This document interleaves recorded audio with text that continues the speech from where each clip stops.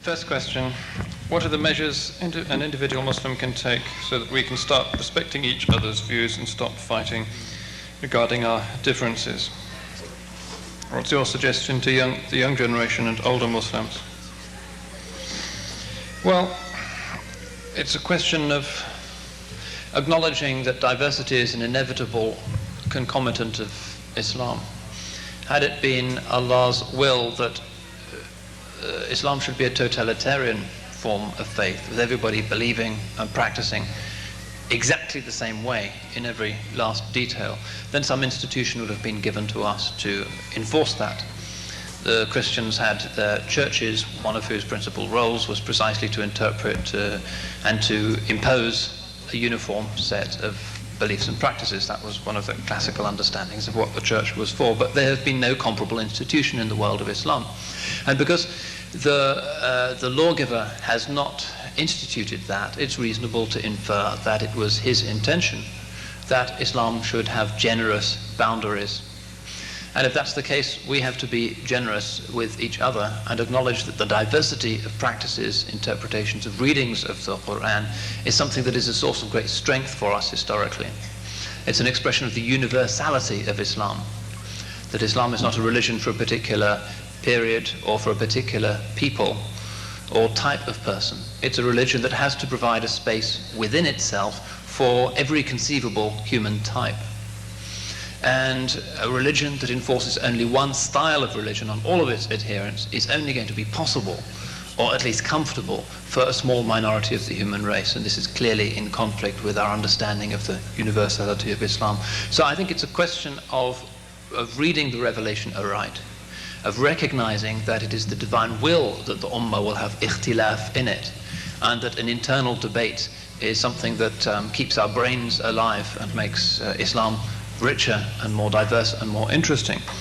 And getting away also from the paranoid mindset that insists that Islam is to be treated as a kind of oasis of a simple package of beliefs and practices that is a refuge from the endless confusion and diversity of the world outside. Islam is, of course, an oasis, but it's an oasis that has its own internal articulation and has space for a wide variety of different people.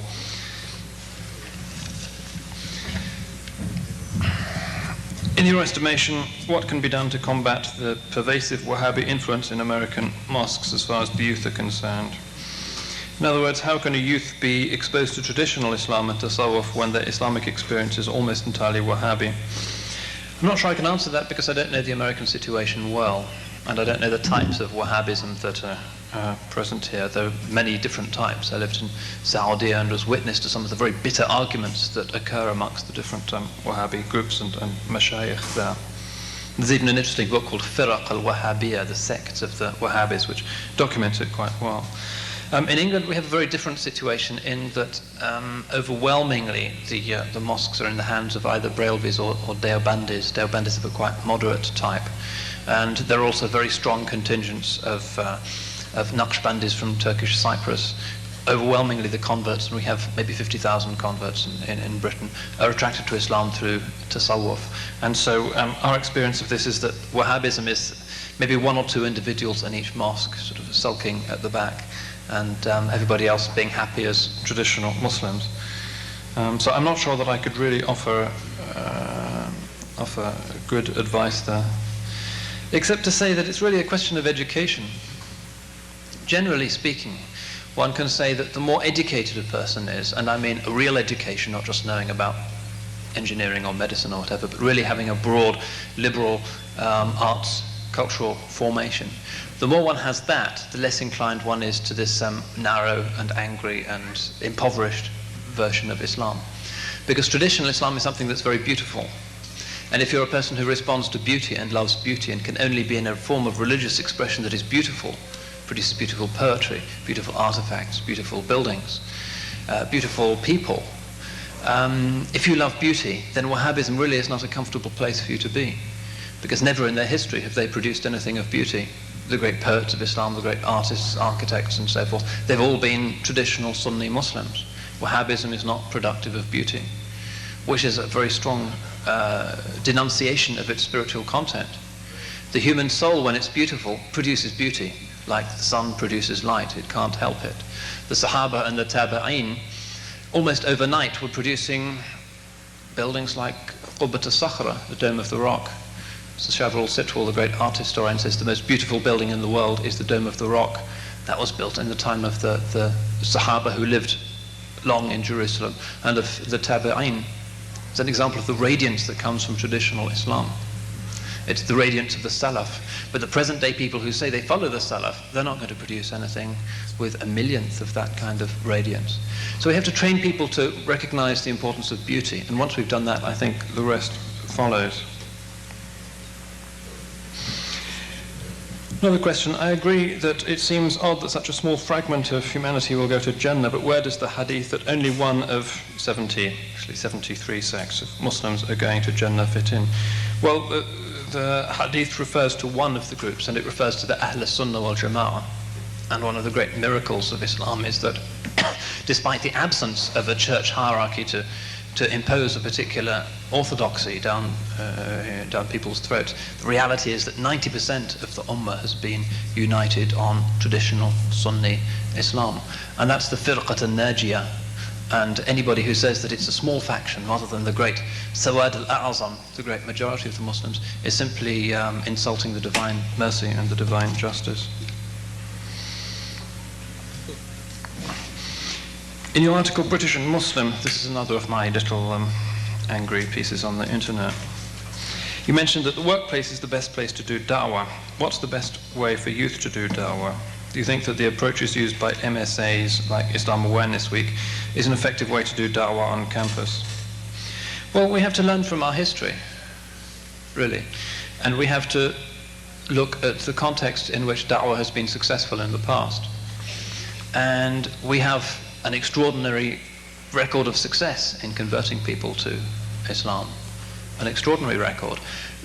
When you consider that Christianity spread primarily among pagans, people with a very low level of religious and spiritual life, whereas Islam spread primarily amongst people of very high, sophisticated styles of religion. The most ancient centers of Christianity, bases of deep piety, converted to Islam. Zoroastrianism, an ancient millennial wise faith, overwhelmingly they converted to Islam. And that's pretty impressive. And what brought them to Islam? The luminousness of the people that they encountered. The Sahaba and the Tabi'een and the early Islamic conquerors, in very few cases, could speak the languages of the people that they conquered and that they converted.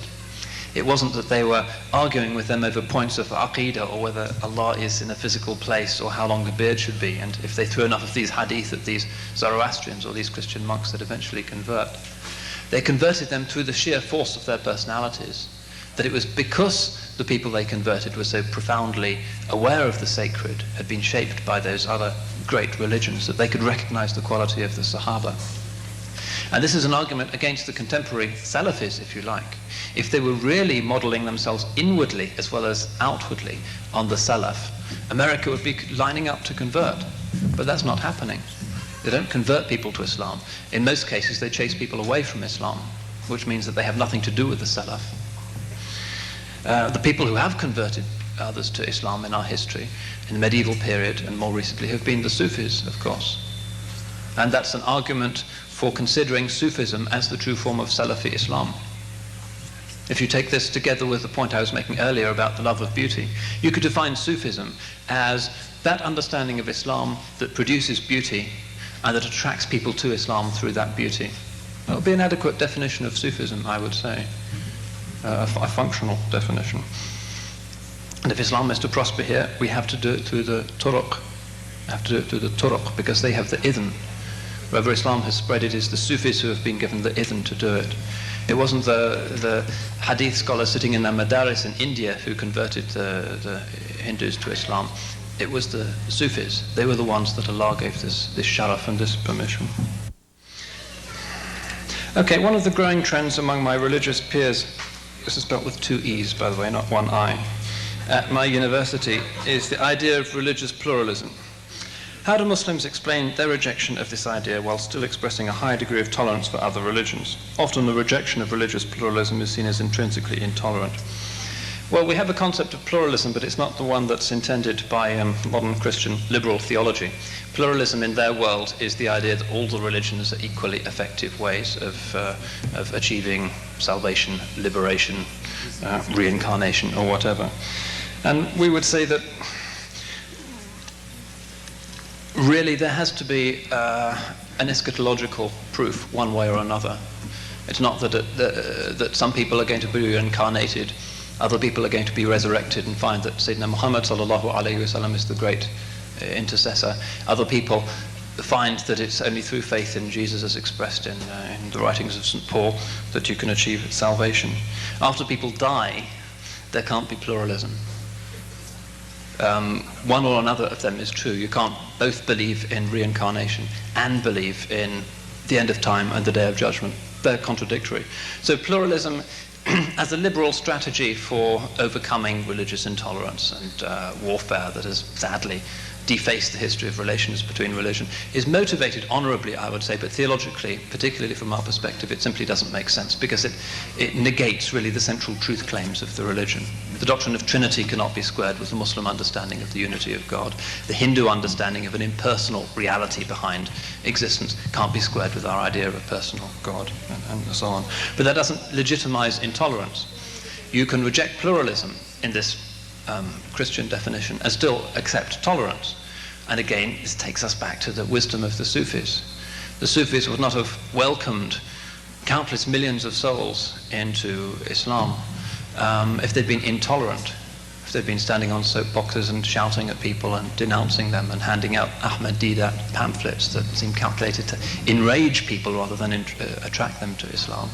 No, they did it through their tolerance, through their respect, through their inclusion of religiously acceptable aspects of their traditions, by using their languages rather than the traditional languages of Islam, by using traditional poetic forms in corners of India. One thinks of the Sindhi verses of Shah Abdul Latif, for instance, still very popular in parts of Pakistan. Some of the great verses of Sayyid Sultan in Bengali that almost elide with Hindu religious epic, but are still solidly Islamic. It's the Sufis that, because of their great inward yaqeen, are confident enough to push out the boundaries of the faith in a way that's tolerant and inclusive, provides areas for overlap, and gradually inducts people into the truth of Islam peacefully, because historically, of course, it has happened peacefully. Well, alhamdulillah, I think it's high time for prayer now, unless there's any other intervention. Thank you very much. Allahu Akbar.